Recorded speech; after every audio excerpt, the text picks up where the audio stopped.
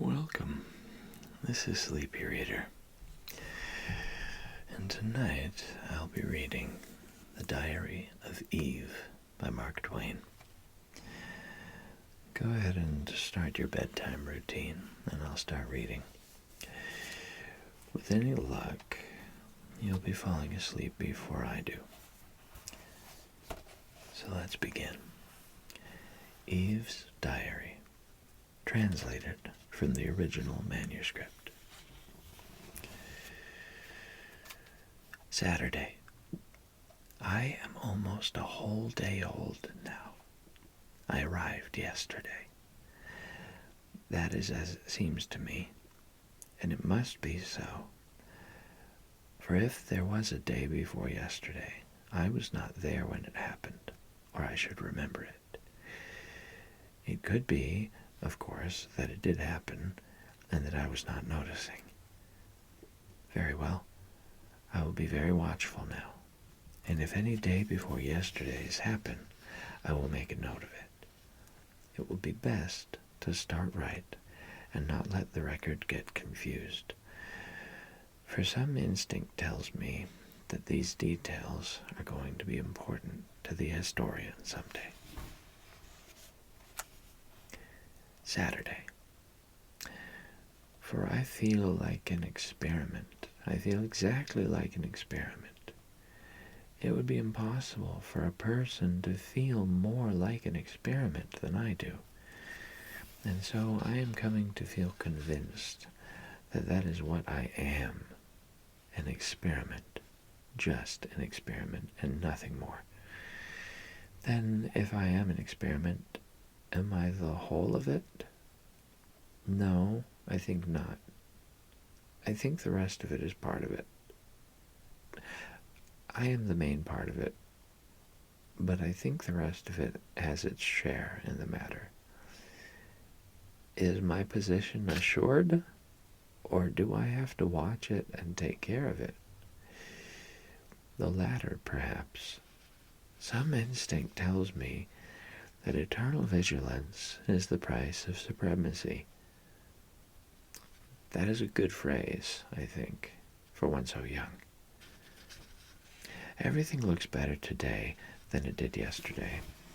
In the rush of finishing up yesterday, the mountains were left in a ragged condition, and some of the plains were so cluttered with rubbish and remnants that the aspects were quite distressing. Noble and beautiful works of art should not be subjected to haste, and this majestic new world is indeed a most noble and beautiful work, and certainly marvelously near to being perfect, notwithstanding the shortness of the time. There are too many stars in some places, and not enough in others, but that can be remedied presently, no doubt. The moon got loose last night, and slid down and fell out of the scheme. A very great loss. It breaks my heart to think of it. There isn't another thing among the ornaments and decorations that is comparable to it for beauty and finish. It should have been fastened better. If we can only get it back again. But of course, there is no telling where it went to.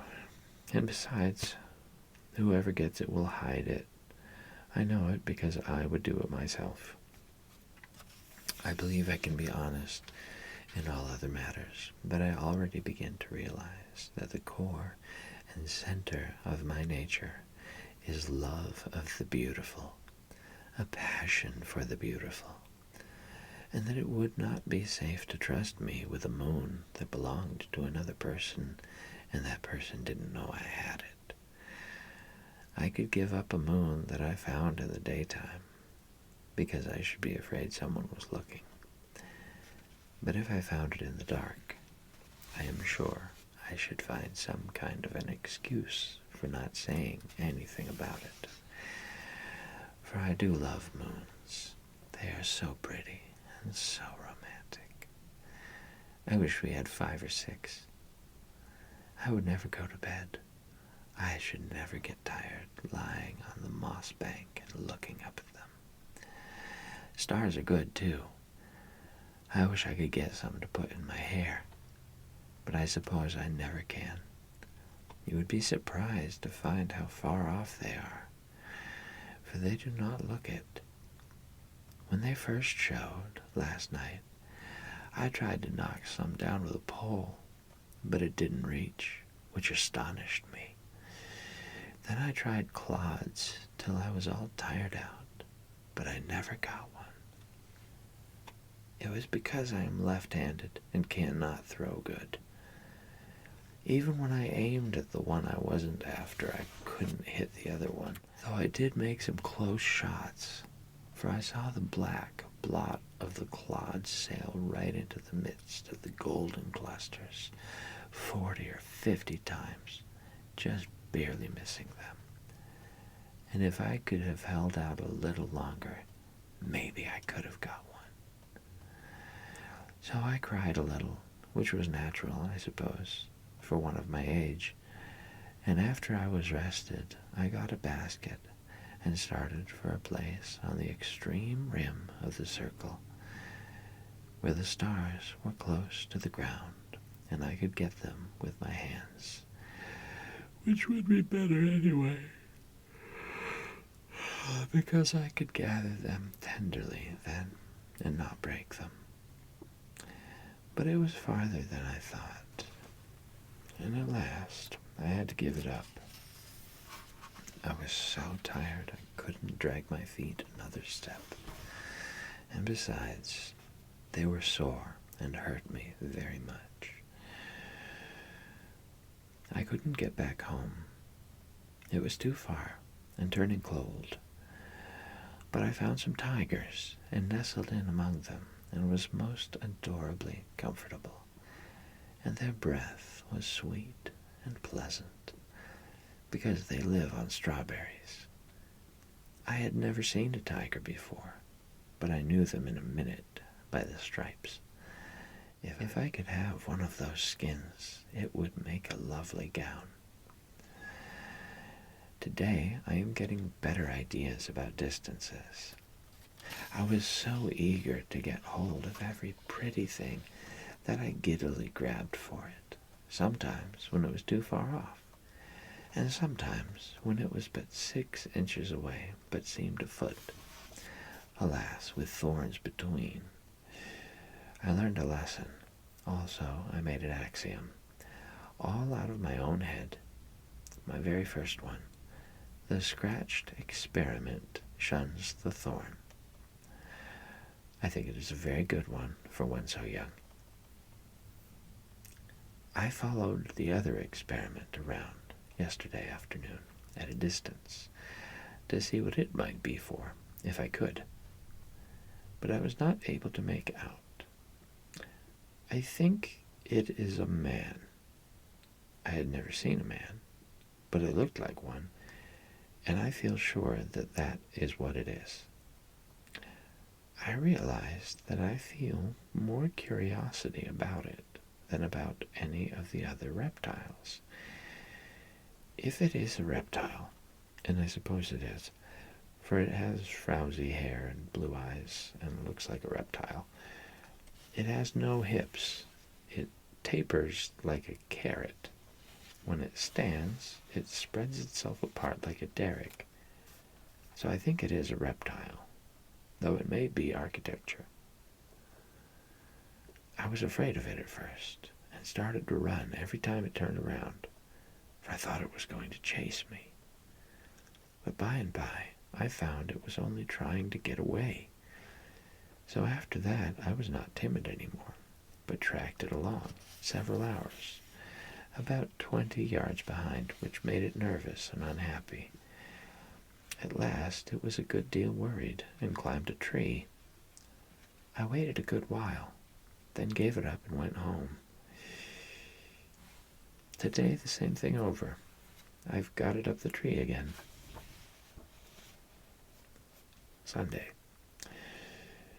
It is up there yet, resting, apparently. But that is a subterfuge. Sunday isn't the day of rest. Saturday is appointed for that. It looks to me like a creature that is more interested in resting than in anything else. It would tire me to rest so much. It tires me just to sit around and watch the tree. I do wonder what it is for. I never see it do anything. They returned the moon last night, and I was so happy. I think it is very honest of them. It slid down and fell off again, but I was not distressed. There is no need to worry when one has that kind of neighbors. They will fetch it back. I wish I could do something to show my appreciation. I would like to send them some stars, for we have more than we can use. I mean I, not we, for I can see that the reptile cares nothing for such things.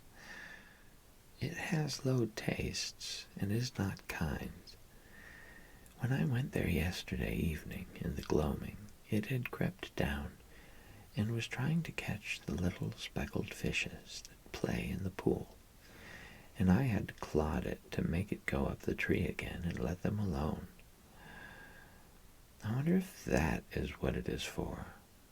Hasn't it any heart? Hasn't it any compassion for those little creatures?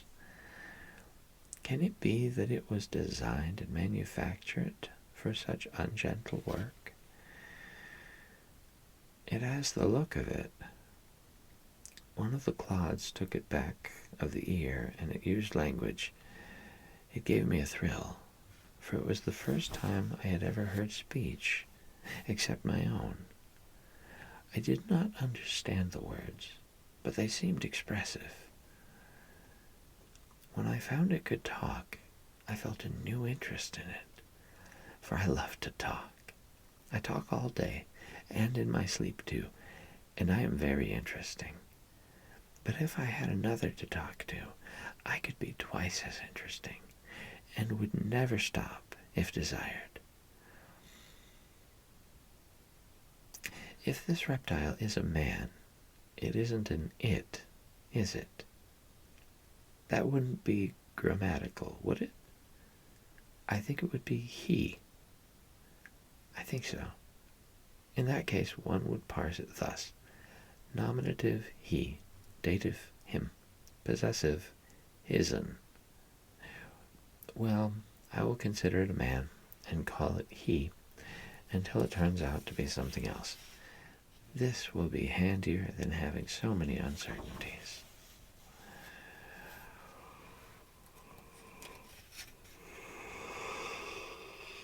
Next week, Sunday. All the week I tagged around after him and tried to get acquainted. I had to do the talking because he was shy, but I didn't mind it. He seemed pleased to have me around, and I used the sociable we a good deal because it seemed to flatter him to be included. Wednesday. We are getting along very well indeed now, and getting better and better acquainted. He does not try to avoid me any more, which is a good sign, and shows that he likes to have me with him. That pleases me, and I study to be useful to him in every way I can, so as to increase his regard. During the last day or two, I have taken all the work of naming things off his hands, and this has been a great relief to him, for he has no gift in that line, and is evidently very grateful. He can't think of a rational name to save him, but I do not let him see that I am aware of his defect.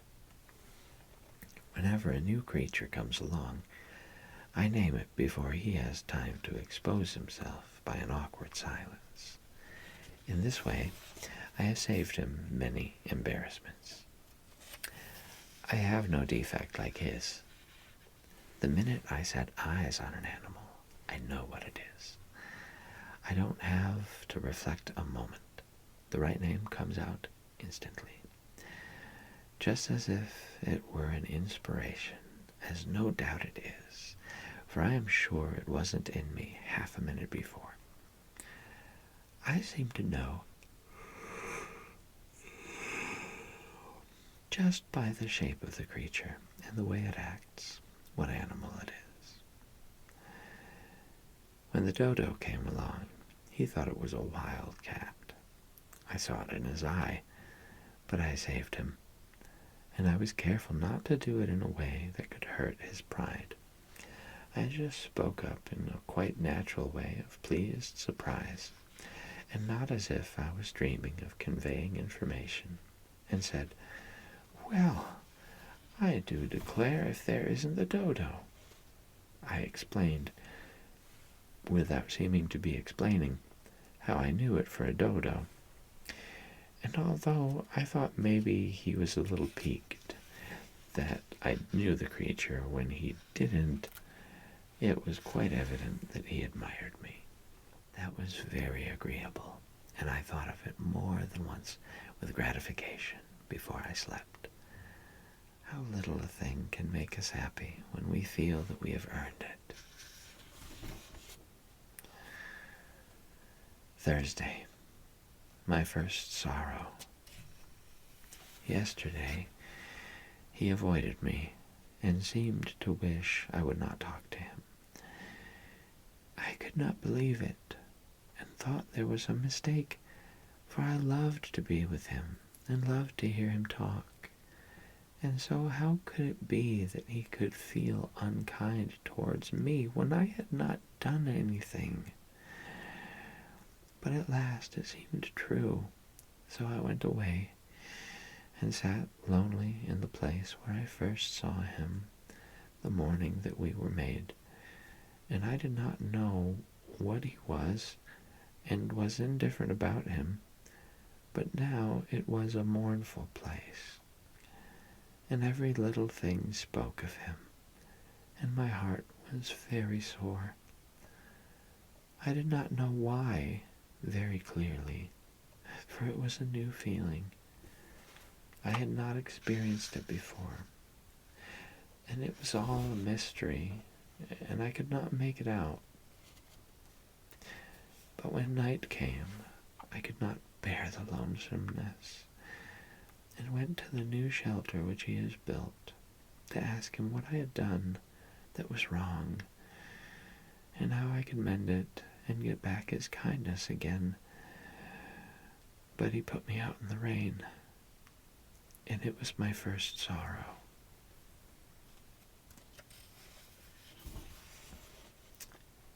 Sunday. It is pleasant again now, and I am happy.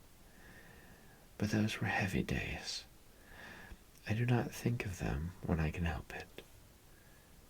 I tried to get him some of those apples, but I cannot learn to throw straight. I failed, but I think the good intention pleased him. They are forbidden, and he says I shall come to harm. But so I come to harm through pleasing him, why shall I care for that harm?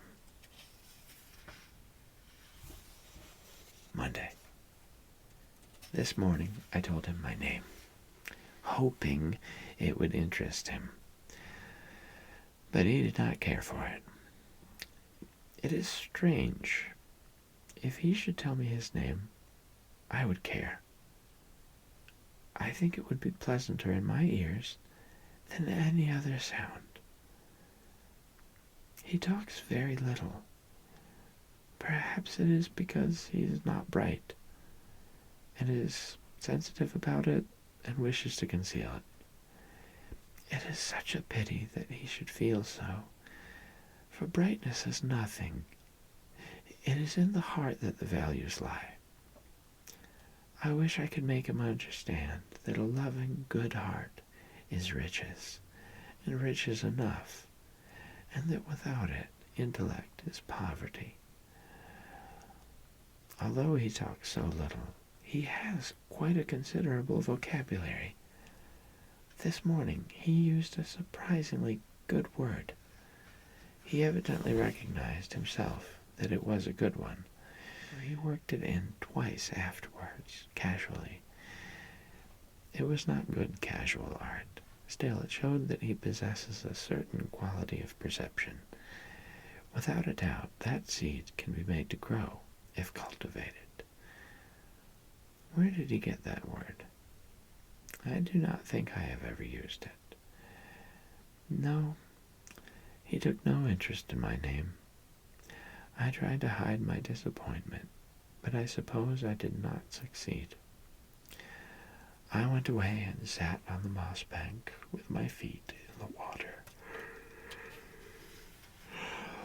It is where I go when I hunger for companionship, someone to look at, someone to talk to. It is not enough. That lovely white body painted there in the pool. But it is something, and something is better than utter loneliness. Monday. It talks when I talk. It is sad when I am sad. It comforts me with its sympathy. It says, "Do not be downhearted, you poor, friendless girl. I will be your friend." It is a good friend to me, and my only one. It is my sister. That first time that she forsook me, I shall never forget that. Never, never. My heart was lead in my body. I said, "She was all I had, and now she is gone." In my despair, I said, "Break, my heart. I cannot bear my life any more," and hid my face in my hands, and there was no solace for me. And when I took them away, after a little, there she was again, white and shining and beautiful, and I sprang into her arms. That was perfect happiness. I had known happiness before, but it was not like this, which was ecstasy. I never doubted her afterwards. Sometimes she stayed away, maybe an hour, maybe almost a whole day, but I waited and did not doubt. I said, "She is busy, or she has gone a journey, but she will come." And it was so. She always did. At night she would not come if it was dark, for she was a timid little thing. But if there was a moon, she would come. I'm not afraid of the dark, but she is younger than I am. She was born after I was. Many and many are the visits I have paid her. She is my comfort and my refuge when my life is hard. And it is mainly that. Tuesday. All the morning I was at work improving the estate, and I purposely kept away from him in the hope that he would get lonely and come, but he did not. At noon I stopped for the day and took my recreation by flitting all about with the bees and the butterflies and reveling in the flowers, those beautiful creatures that catch the smile of God out of the sky and preserve it. I gathered them and made them into wreaths and garlands and clothed myself in them while I ate my luncheon, apples, of course. Then I sat in the shade and wished and waited, but he did not come. But no matter, nothing would have come of it, for he does not care for flowers. He calls them rubbish, and cannot tell one from another, and thinks it is superior to feel like that. He does not care for me. He does not care for flowers. He does not care for the painted sky at eventide. Is there anything he does care for, except building shacks to coop himself up in from the good, clean rain, and thumping the melons, and sampling the grapes, and fingering the fruit on the trees to see how those properties are coming along? I laid a dry stick on the ground and tried to bore a hole in it with another one in order to carry out a scheme that I had, and soon I got an awful fright. A thin, transparent, bluish film rose out of the hole, and I dropped everything and ran. I thought it was a spirit, and I was so frightened. But I looked back, and it was not coming. So I leaned against a rock and rested and panted and let my limbs go on trembling until they got steady again. Then I crept warily back, alert, watching, and ready to fly if there was occasion. And when I was come near, I parted the branches of a rose bush and peeped through, wishing the man was about. I was looking so cunning and pretty. But the sprite was gone. I went there, and there was a pinch of delicate pink dust in the hole. I put my finger in to feel it and said, "Ouch," and took it out again. It was a cruel pain. I put my finger in my mouth, and by standing first on one foot and then the other, and grunting, I presently eased my misery. Then I was full of interest and began to examine. I was curious to know what the pink dust was. Suddenly the name of it occurred to me, though I had never heard of it before. It was fire. I was as certain of it as a person could be of anything in the world. So without hesitation, I named it that, fire. I had created something that didn't exist before. I had added a new thing to the world's uncountable properties. I realized this and was proud of my achievement, and was going to run and find him and tell him about it, thinking to raise myself in his esteem. But I reflected and did not do it. No, he would not care for it. He would ask what it was good for, and what could I answer? For if it was not good for something, but only beautiful, merely beautiful. So I sighed and did not go, for it wasn't good for anything. It could not build a shack. It could not improve melons. It could not hurry a fruit crop. It was useless. It was a foolishness and a vanity. He would despise it and say cutting words. But to me, it was not despicable.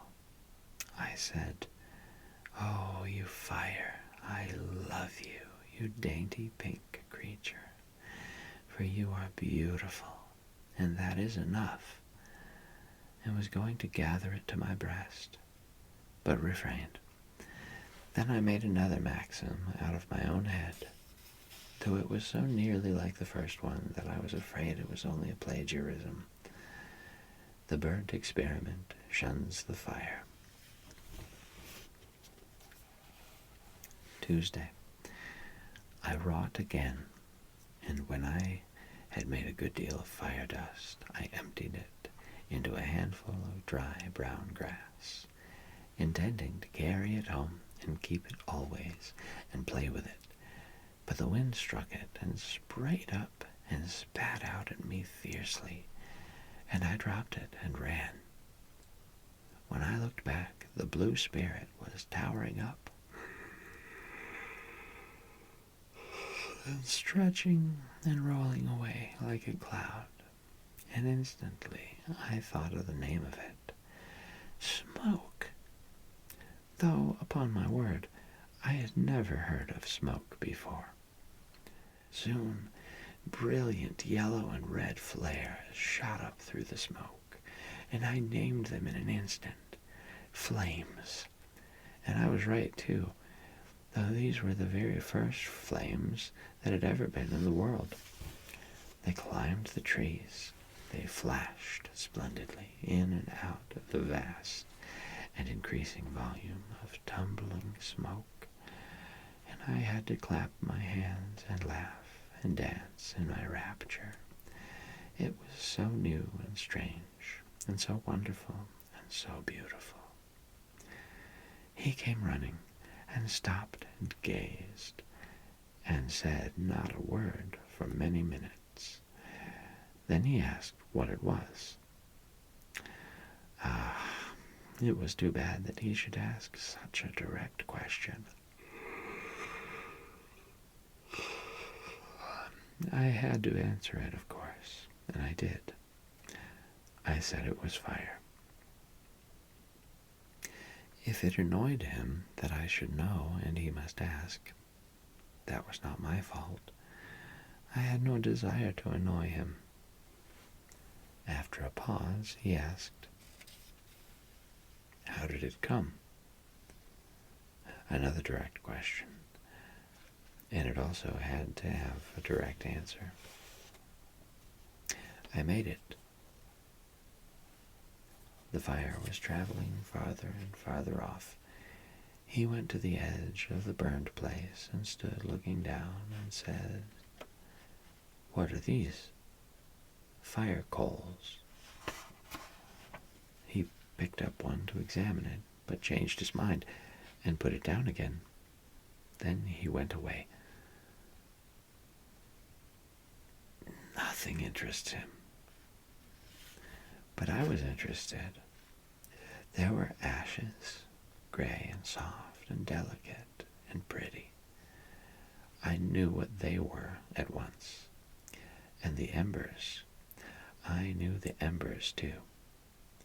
I found my apples and raked them out and was glad, for I am very young and my appetite is active.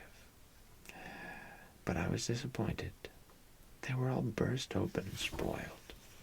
Spoiled apparently, but it was not so. They were better than raw ones. Fire is beautiful. Someday it will be useful, I think.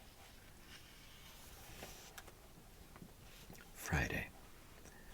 I saw him again for a moment last Monday at nightfall, but only for a moment.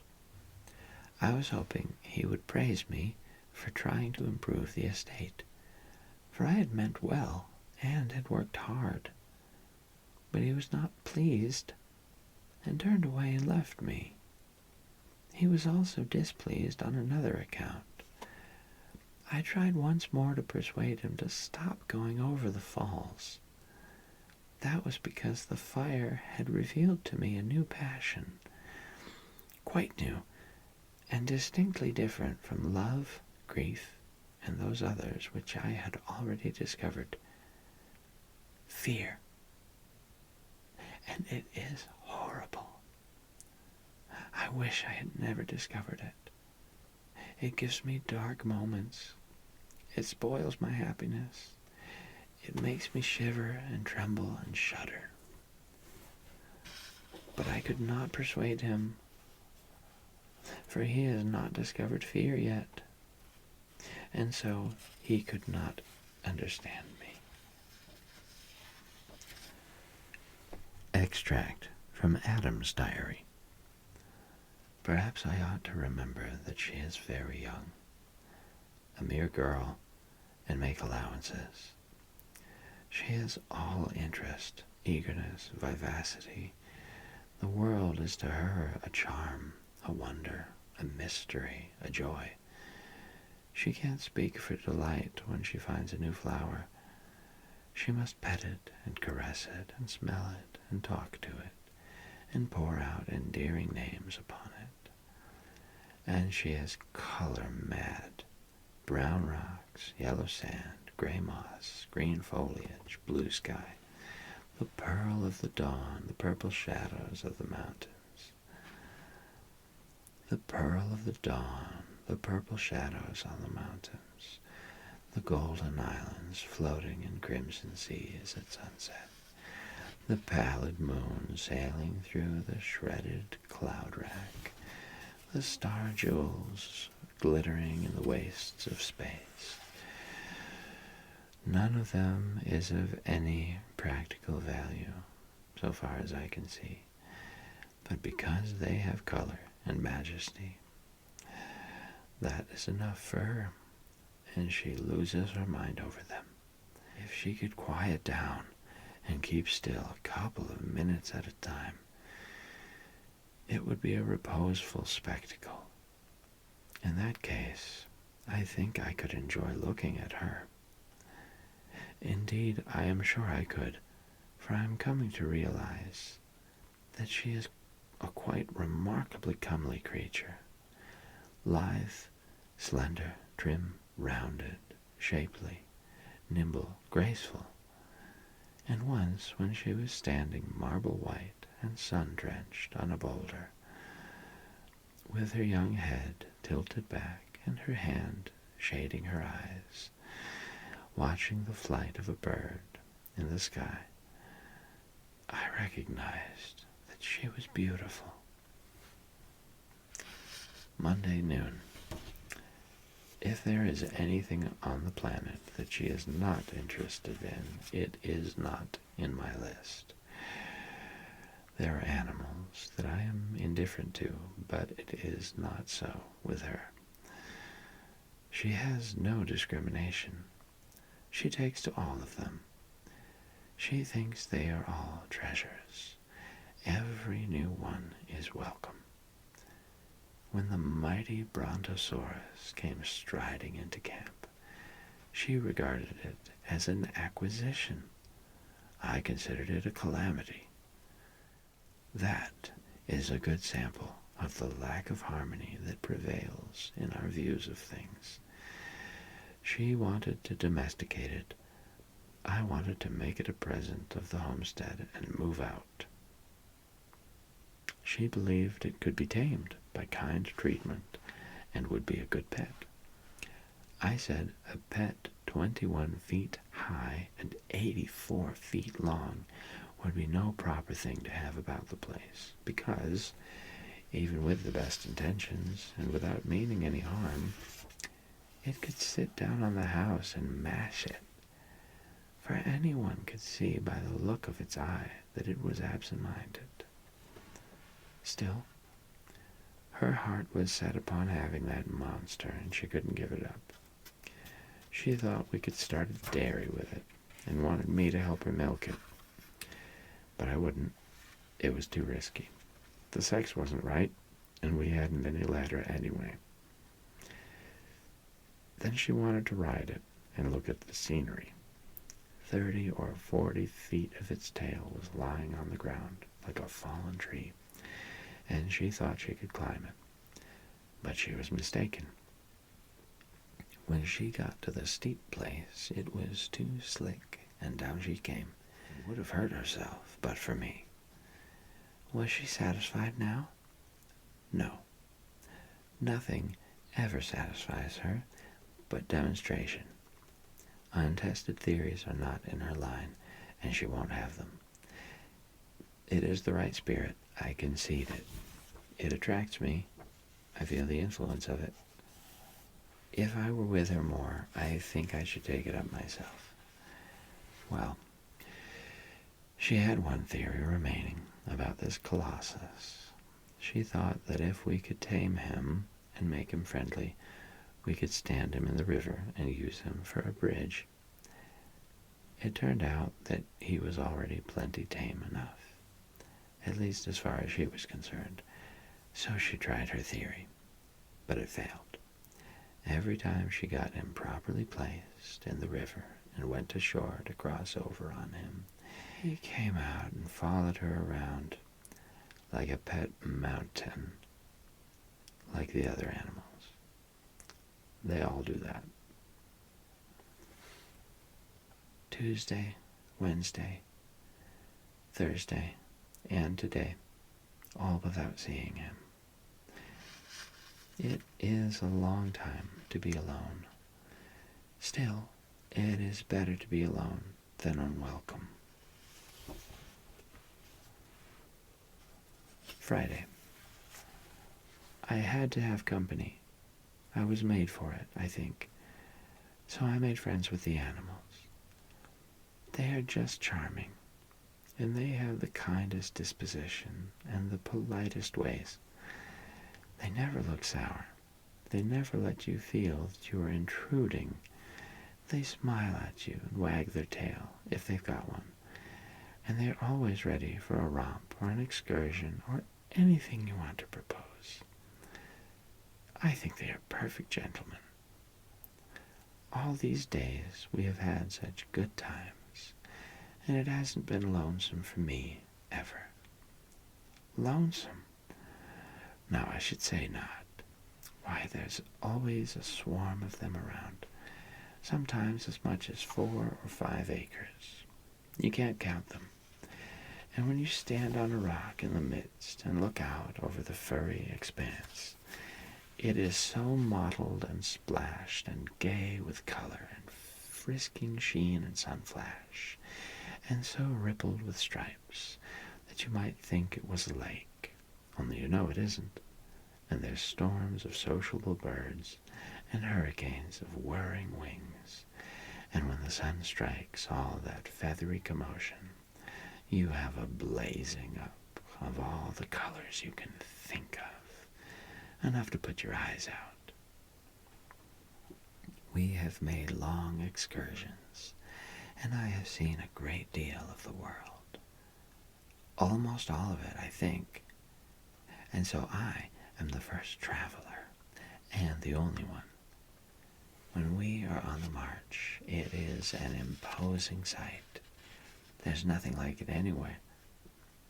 For comfort, I ride a tiger or a leopard, because it is soft and has a round back that fits me, and because they are such pretty animals. But for long distance or for scenery, I ride the elephant. He hoists me up with his trunk, but I can get off myself. When we are ready to camp, he sits and I slide down the back way. The birds and animals are all friendly to each other, and there are no disputes about anything. They all talk, and they all talk to me, but it must be a foreign language, for I cannot make out a word they say. Yet they often understand me when I talk back, particularly the dog and the elephant. It makes me ashamed. It shows that they are brighter than I am, and are therefore my superiors.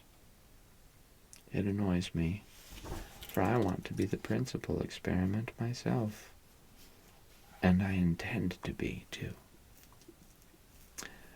I have learned a number of things, and am educated now, but I wasn't at first. I was ignorant at first. At first it used to vex me, because with all my watching, I was never smart enough to be around when the water was running uphill. But now I do not mind it.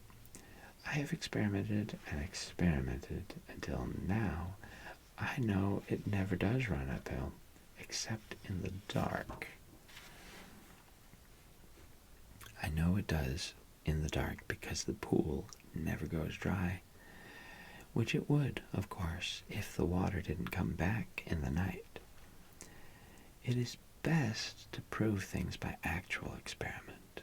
Then you know. Whereas, if you depend on guessing and supposing and conjecturing, you will never get educated. Some things you can't find out, but you will never know you can't by guessing and supposing.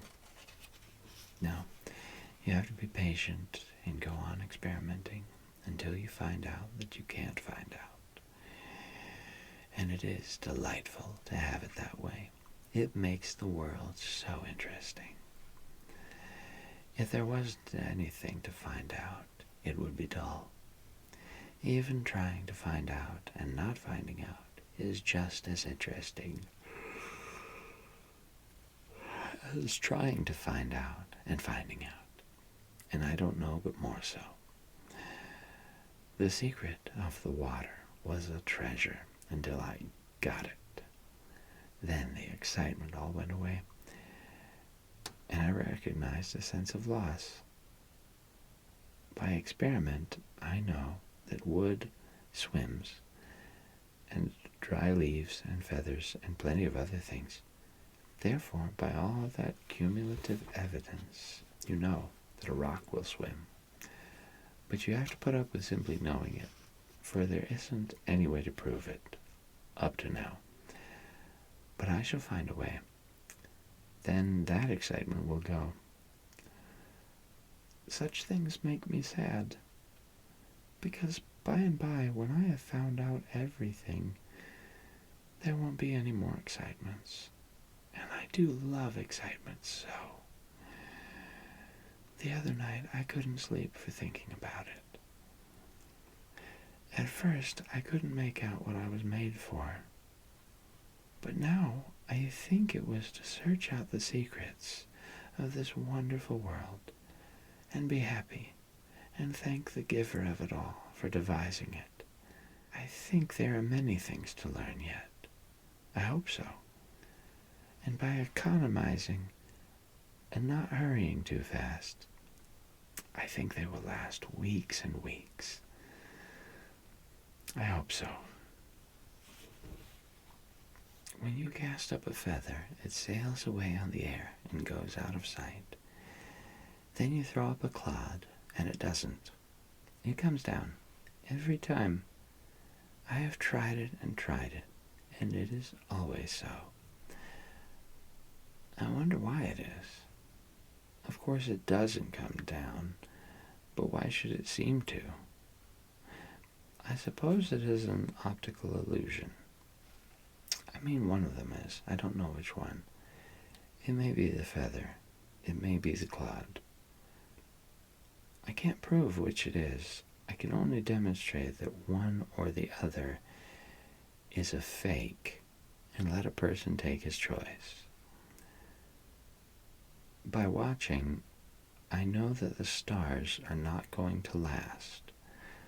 I have seen some of the best ones melt and run down the sky. Since one can melt, they can all melt.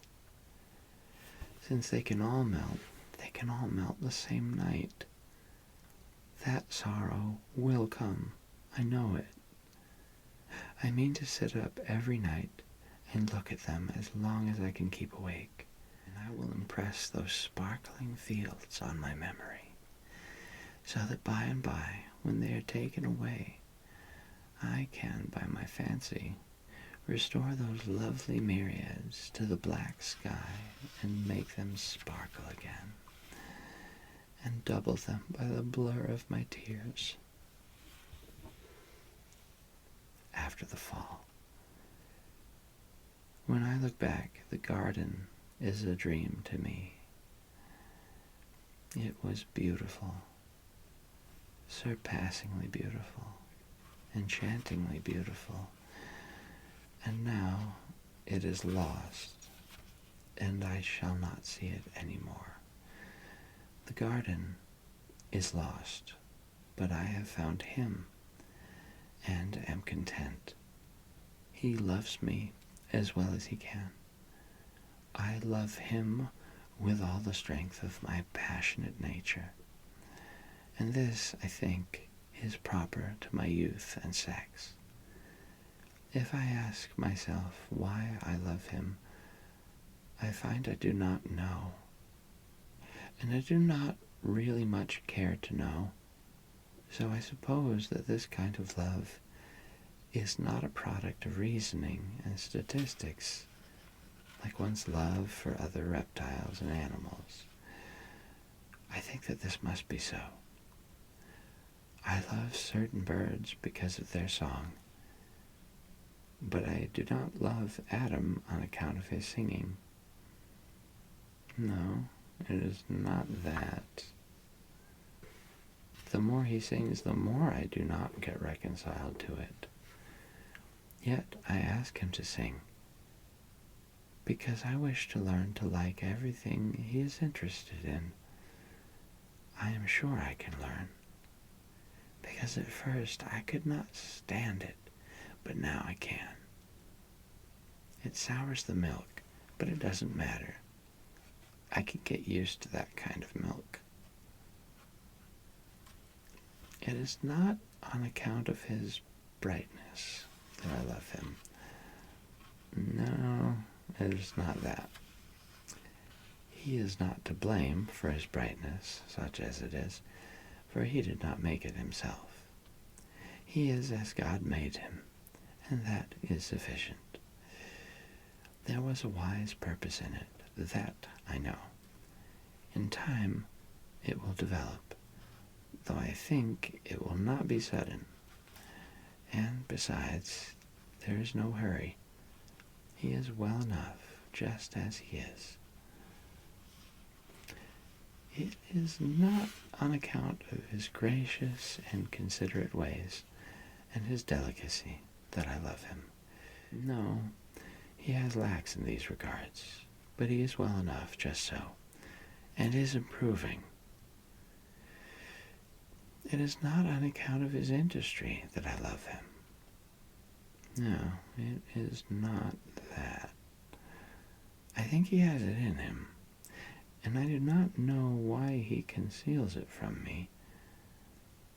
It is my only pain. Otherwise, he is frank and open with me now. I am sure he keeps nothing from me but this. It grieves me that he should have a secret from me, and sometimes it spoils my sleep thinking of it. But I will put it out of my mind. It shall not trouble my happiness, which is otherwise full to overflowing. It is not on account of his education that I love him. No, it is not that. He is self-educated, and does really know a multitude of things, but they are not so. It is not on account of his chivalry that I love him. No, it is not that. He told on me, but I do not blame him. It is a peculiarity of sex, I think, and he did not make his sex. Of course, I would not have told on him. I would have perished first. But that is a peculiarity of sex, too, and I do not take credit for it, for I did not make my sex. Then why is it that I love him? Merely because he is masculine, I think. At bottom, he is good, and I love him for that. But I could love him without it. If he should beat me and abuse me, I should go on loving him. I know it. It is a matter of sex, I think. He is strong and handsome, and I love him for that, and I admire him and am proud of him. But I could love him without those qualities. If he were plain, I should love him. If he were a wreck, I should love him, and I would work for him, and slave over him, and pray for him, and watch by his bedside until I died. Yes, I think I love him merely because he is mine, and is masculine. There is no other reason, I suppose. And so I think it is as I first said, that this kind of love is not a product of reasonings and statistics. It just comes, none knows whence, and cannot explain itself, and doesn't need to. It is what I think, but I am only a girl, and the first that has examined this matter, and it may turn out that in my ignorance and inexperience I have not got it right. At Eve's grave, Adam. Wheresoever she was, there was Eden.